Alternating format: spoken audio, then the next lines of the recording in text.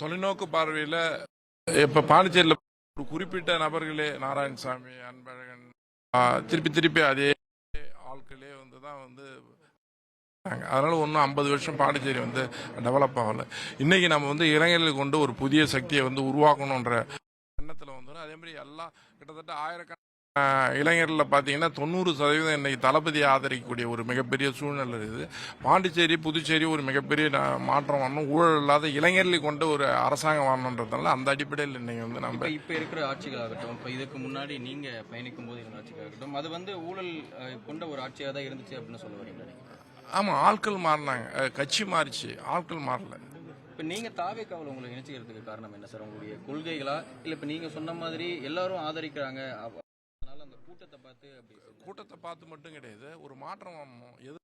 ஒரு மிகப்பெரிய நான் எதிர்பார்த்த மாற்றம் நடக்கலை அப்படின்னும் போது நாம் ஒரு களத்தை கண்டிப்பாக தேர்ந்தெடுக்கலாம். ஒரு காலகட்டத்தில் ஒரு 20 வருஷத்துக்கு முன்னாடி தாவேக்கான்னு ஒன்று இருந்ததுன்னா கண்டிப்பாக அதில் ஜாயின் பண்ணியிருப்போம். ஆனால் இல்லை, அதனால ஜாயின் பண்ணல. இன்னைக்கு இருக்கு பார்க்கக்கூடிய ஒரு மாற்றம் நடக்கல அப்படின்னு சொல்லி. ஆமாம், நடக்கல. தாவேக்கா இது வரைக்கும் ஒரு ஆட்சியோ எதுவுமே இது வரைக்கும் அமைக்கல.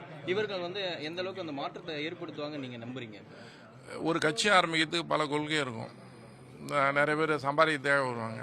ஆனால் ஒரு பீக்கில் இருக்கிற ஒரு உச்சபட்ச சூப்பர் ஸ்டார் ஒருத்தர் அவர் நினச்சா 10 படத்தில் கிட்டத்தட்ட ஏராளமாக சம்பாதிக்கலாம்.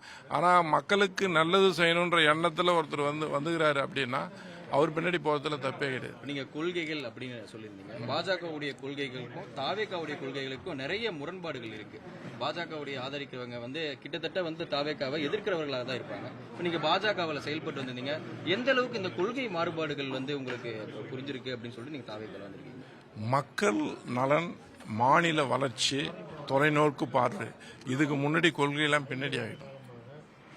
ஓகே சார், இப்போ எந்த மாதிரியான தாவேக்காவுக்கு செயல்பட போறீங்க? பாண்டிச்சேரியில் தாவேக்கா வெற்றி பெறுவதற்காகவோ இல்லை எதற்கான எப்படி அந்த வேலைகள் செய்ய போறீங்க? தாவேக்கா ஆட்சி கட்டில் வருவதற்கான அத்தனை முயற்சி நாங்கள் எடுப்போம், கூட்டு முயற்சியாக.